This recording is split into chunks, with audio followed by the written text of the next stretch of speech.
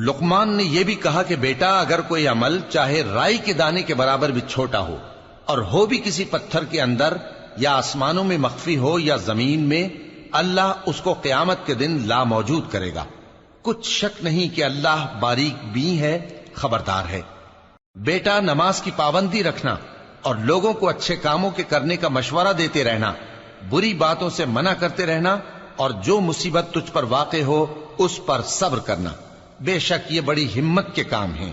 اور تکبر کرتے ہوئے لوگوں کے سامنے گال نہ پھلانا اور زمین میں اکڑ کر نہ چلنا، اس لیے کہ اللہ کسی اترانے والے شیخی خورے کو پسند نہیں کرتا۔ اور اپنی چال میں اعتدال کیے رہنا اور بولتے وقت ذرا آواز نیچی رکھنا، کیونکہ بہت اونچی آواز گدھوں کی سی ہے، اور کچھ شک نہیں کہ سب سے بری آواز گدھوں کی ہوتی ہے۔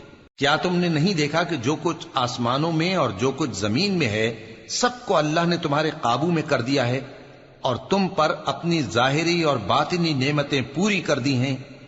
اور بعض لوگ ایسے ہیں کہ اللہ کے بارے میں جھگڑتے ہیں، نہ علم رکھتے ہیں اور نہ ہدایت اور نہ کتاب روشن۔ اور جب ان سے کہا جاتا ہے کہ جو کتاب اللہ نے نازل فرمائی ہے اس کی پیروی کرو، تو کہتے ہیں کہ ہم تو اسی کی پیروی کریں گے جس پر ہم نے اپنے باپ دادوں کو پایا۔ بھلا اگرچہ شیطان ان کو دوزخ کے عذاب کی طرف بلاتا ہو تب بھی، اور جو شخص اپنے آپ کو اللہ کا فرما بردار کر دے اور نیکوکار بھی ہو تو اس نے مضبوط کڑا تھام لیا، اور سب کاموں کا انجام اللہ ہی کی طرف ہے۔ اور جو کفر کرے تو اس کا کفر تمہیں غمناک نہ کر دے۔ ان کو ہماری طرف لوٹ کر آنا ہے، پھر جو کام وہ کیا کرتے تھے ہم ان کو جتا دیں گے۔ بے شک اللہ دلوں کی باتوں سے بھی واقف ہے۔ ہم ان کو تھوڑا سا فائدہ پہنچائیں گے، پھر عذاب شدید کی طرف مجبور کر کے لے جائیں گے۔ اور اگر تم ان سے پوچھو کہ آسمانوں اور زمین کو کس نے پیدا کیا تو بول اٹھیں گے کہ اللہ نے۔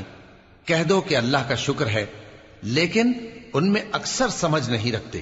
جو کچھ آسمانوں اور زمین میں ہے سب اللہ ہی کا ہے، بے شک اللہ بے نیاز ہے، لائق حمد و ثنا ہے۔